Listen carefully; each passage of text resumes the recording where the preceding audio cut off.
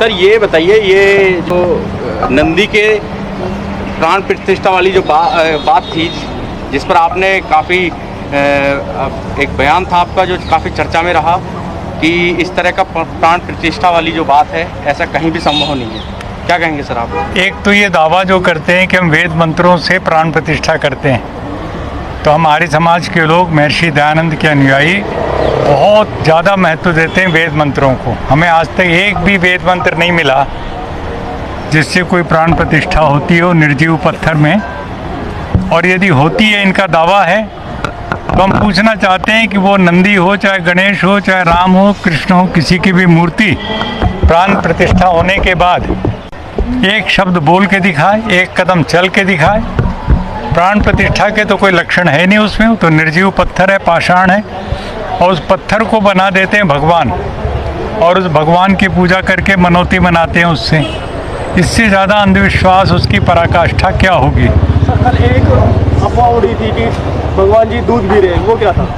वो भी ऐसे ही है कि जैसे आज से 20 साल पहले गणेश जी दूध पीने लग गए थे, और तब भी हमने खंडन किया था कि कोई गणेश दूध नहीं पीता। वो सब का सब इस प्रकार का एक साइंटिफिक वो है, चिकना सा हो वो, तो उसमें से दूध जो है तैर करके चुपचाप उसकी पतली सी परत बन करके थिन लेयर, और वो ख़त्म हो जाता है। लेकिन दूध बर्बाद कितना हुआ, टनों टनों दूध जो है गणेश को पिलाने या नंदी को पिलाने के नाम पर, और ये सारा का सारा धर्म के नाम पर पाखंड अंधविश्वास फैल रहा है।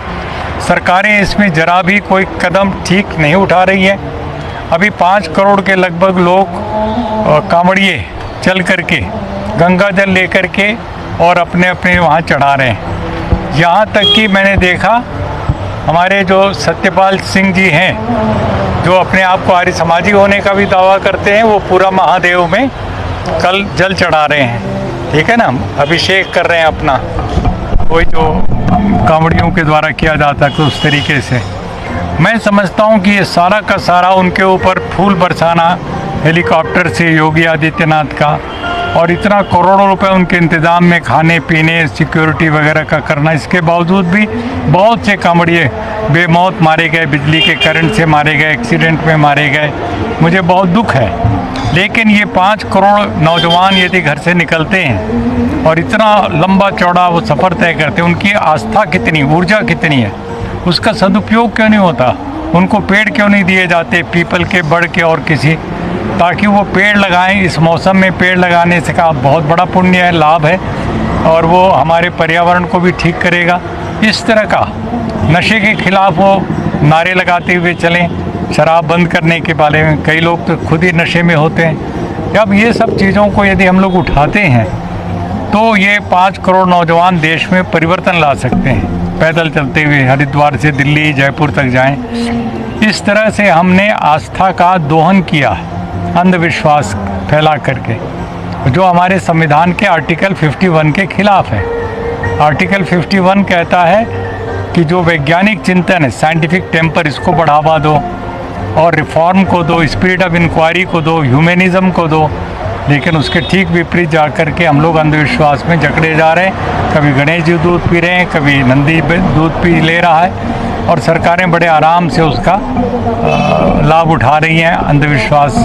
और इसी एक वीडियो काफ़ी वायरल हुआ है, आपने बात की कांवड़ यात्रा की, तो कांवड़ यात्रा में एक पत्रकार हैं जो ये पूछ रहे हैं कांवड़ियों से कि आप कौन हैं, किस जाति से हैं। तो उसमें ज़्यादातर जो लोग थे जो कांवड़ लेकर आ रहे थे, वो ज़्यादातर ओबीसी समाज और SC ST के लोग थे, यानी कोई भी उन कांवड़ियों में अपर कास्ट का उन्हें नहीं मिला। तो उन्होंने इस बात को काफ़ी, वो सोशल मीडिया पर वायरल भी हुई, और ये बताने की कोशिश की कि जो कांवड़ का जो बोझ ढो रहे हैं वो कहीं ना कहीं SC और OBC समाज के लोग हैं, और जो इसके पैरोकार बने हैं वो आप जो इस पाखंड को पैदा कर रहे हैं वो ब्राह्मण समाज के लोग हैं। देखिए कि ब्राह्मण अर्थात जो चतुर चालाक समाज होता है ना, वो चाहे कोई भी कहीं से भी आए, वो इस तरह की भूमिका अदा करता है। और एक बार ये सब बातें बता के, जैसे अभी आपने शुरू में पूछा प्राण प्रतिष्ठा, और तुम पत्थर में प्राण प्रतिष्ठा कर सकते हो, मान लिया 1 मिनट के लिए, तो अपने मरे हुए बाप को क्यों नहीं जिंदा कर लेते? ये झूठ क्यों बोल रहे हो इस तरह का? बड़े बड़े मंदिर क्यों बना रखे हैं? मंदिर में देवता भगवान नहीं होते, मंदिर, सबसे बड़ा मंदिर हमारा हृदय है, हमारी आत्मा है। उसमें परमात्मा सर्वव्यापक सर्वशक्तिमान निराकार विराजमान है।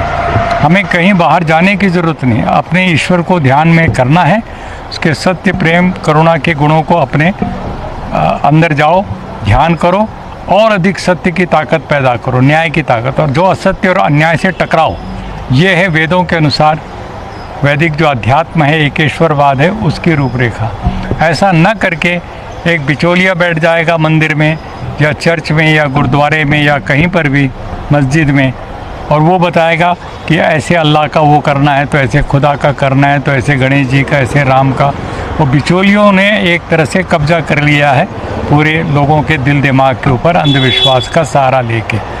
तो आज ज़रूरत है कि एक एक नौजवान बच्चे को स्कूल कॉलेज में उनको हम पूरी तरह से ईमानदारी से बताएं कि सच्चे ईश्वर की, सच्चे शिव की उपासना करने के लिए तुम्हें कहीं बाहर किसी मूर्ति के पास जाने की ज़रूरत नहीं, अपने अंदर झांको।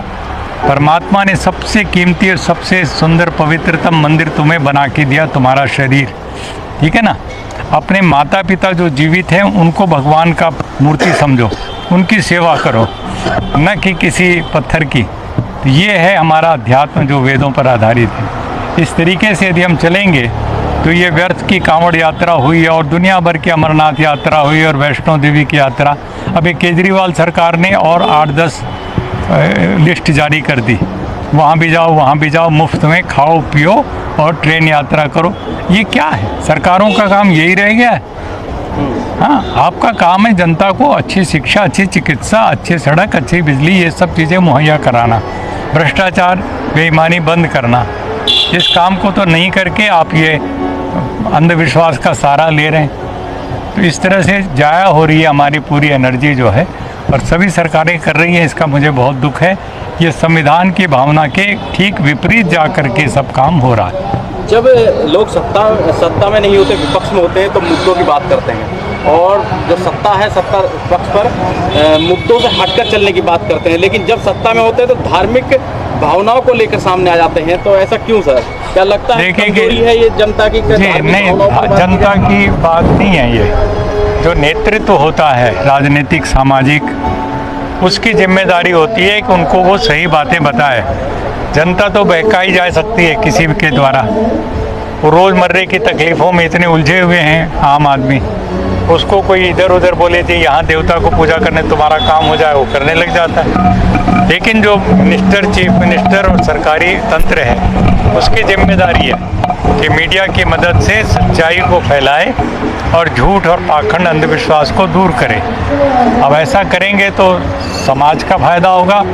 और ये जो सबसे बड़ा भ्रष्टाचार तो ये हो रहा है कि हर आदमी सुबह जाता है किसी न किसी देवता को प्रार्थना करके कहता है कि ये मेरा काम हो जाए तो मैं तुम्हें इतने और प्रसाद चढ़ाऊँगा। मतलब रिश्वत दे रहे हो। कोई परमात्मा को तुमने रिश्वतखोर थानेदार बना दिया, ये गलत चीज़ है। इस तरीके से हमें ईश्वर की सच्ची उपासना सिखानी चाहिए, न्याय पर चलने का रास्ता सिखाना चाहिए। अब ये हज कर रहे हैं हमारे मुस्लिम भाई, कोई वहाँ जा रहा है अजमेर के गरीब नवाज, उसके लिए चादर चढ़ाने के लिए। अब जिस कब्र पर तुम चादर चढ़ा रहे हो, उस कब्र के नीचे की लाश तो सड़ चुकी, दीमक चाट चुके हो उसको। तुम उससे क्या उम्मीद करके चादर चढ़ा रहे हो लाखों रुपए के उसके ऊपर? तो ये सब चीज़ें, बुत परस्ती क्या, पत्थर पूजा क्या, सब चीज़ें गलत हो रही है। और सबको हमें कहना चाहिए कि ये गलत बातें बंद करो।